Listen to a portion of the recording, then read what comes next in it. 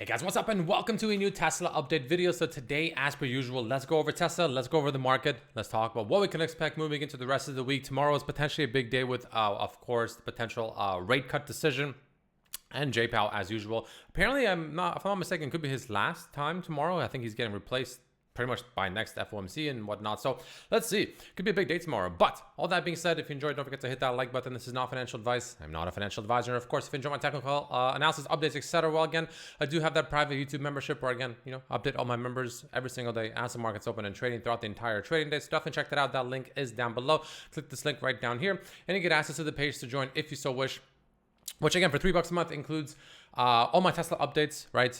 Different time frame analysis, options flow, things like that, and broader market updates as well. $5 includes NVDA updates as well. Again, as the market's open trading throughout the trading day itself, every single day. And then $7 a month gives you the whole package. Tier 3 posts on YouTube, which include essentially non-Tesla, non-NVIDIA individual tickers on the market that are setting up nicely that I tell my members about, of course. And of course, also access to my private Discord. We have a tier 3 chat room in there, and I do chart reviews every single Sunday that the members request. So again, lots of heavy there, but yeah, jumping into it, Tesla closing the day up a nice 1.3% on the day, closing at pretty much $445 per share, going as high as about 400 and we'll say 52-ish dollars per share on the high of the day. So what does this mean moving forward? Well, I mean, so far things are pretty much playing out exactly as expected, right? I mentioned how we should be looking to bottom out here relatively soon. They didn't quite get that bullish head and shoulders pattern fully, sexily, if you will, if that's the word, sexily played out, but nonetheless, kind of got that double bottom situation here, and we ended up getting that nice rally. And I was telling my members about that actually earlier today when we were actually getting that double bottom right around here, holding the 1 hour double bottom. This was 6 hours ago, near 435-ish. You can see a bounce higher back near 445, maybe even higher 440s.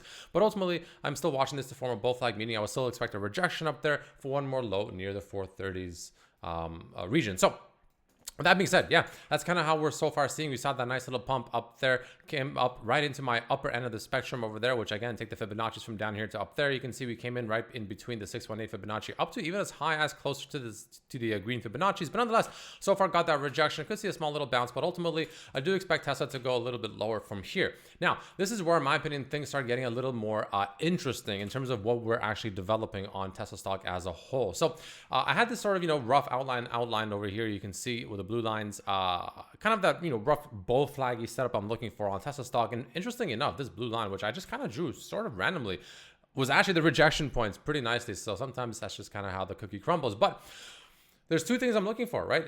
Again, we don't really know which one's playing out, which is why usually when it comes to these situations, the upper trend line is the one that really, really matters. So I'm actually going to delete this one and draw the proper trend line now that we have some information to work with here, which will look something along the lines of this.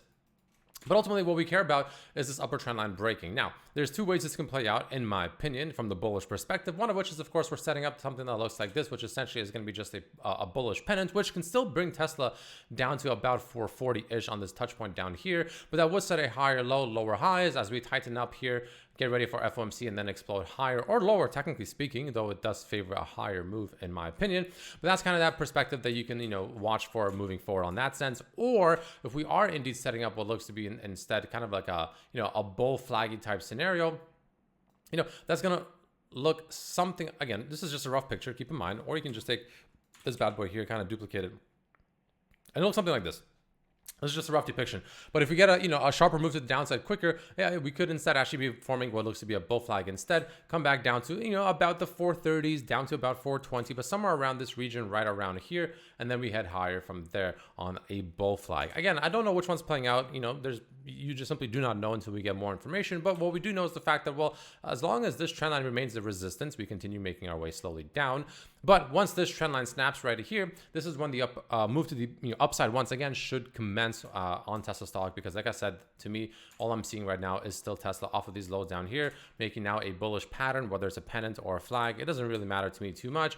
Watching for this trend line, and once that snaps, Tesla should be ready to go higher on that 1 hour time frame. And this is pretty much the way I'll be looking at it. We're also still finding support right around that 921 EMA kind of cloud, if you will, which is fine. But again, I'm still not completely ruling out a possibility coming down closer to near the 50 exponential moving average as well, as the 4 hour SMI continues to sort of continue, cooling off to the downside. And ultimately, again, using the Fibonacci's from down here all the way to up here, I ideally, honestly, like my ideal path is I still would prefer to see a move back down to about 430 to touch that first Fibonacci at 382, or even down to about 420 to really get that deeper test of that bull flag I just showed you, closer to about the 420, 421-ish level, which is that 0.5 Fibonacci. That's my ideal move. Now, obviously, it doesn't really matter what I want to see or what I would prefer to see. What matters is actually what's, actually happening in the charts and what the charts are actually telling us.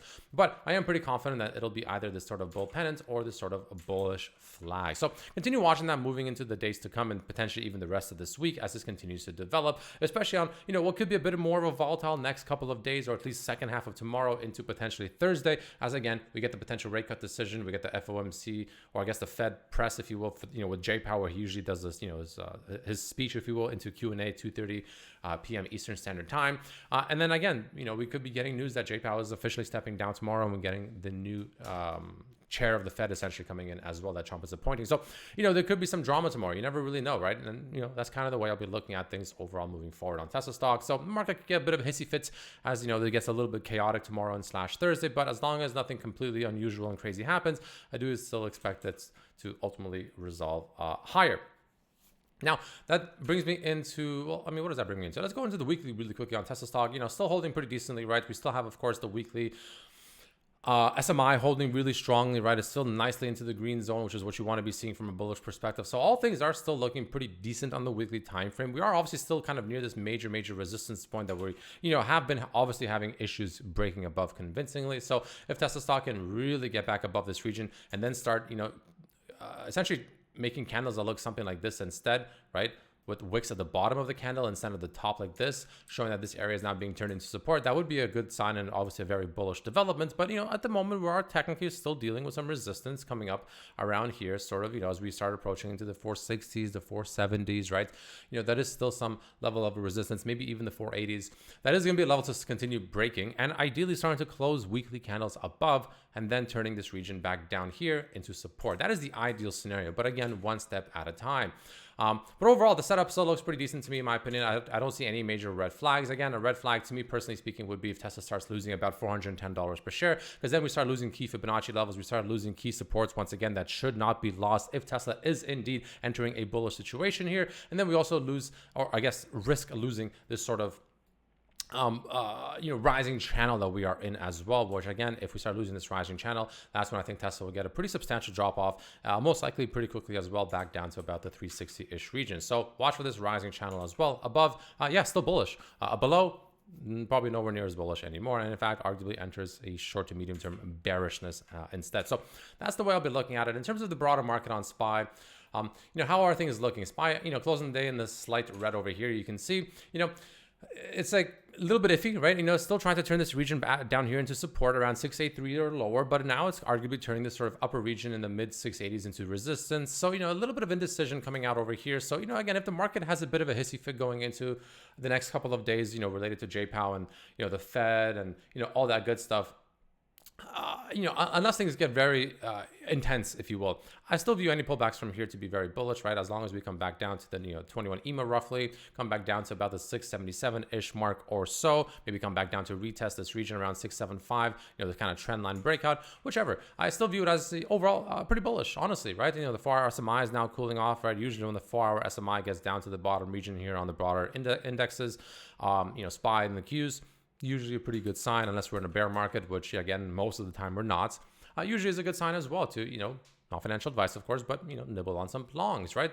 Pretty simple stuff overall. So in other words, again, simply put, either we go straight up from here or the market gets a little bit of a hissy fit down to about the, we'll say the mid to high 670s. And again, as long as that holds, I continue having a bullish bias. Now, again, if we start closing below this trend line, if we start closing, well below like 670, that's when we may start having problems. That's when problems, the bears will start regaining control, in my opinion. But as long as that does not happen, I continue giving bulls the kind of, I guess, benefits, if you will.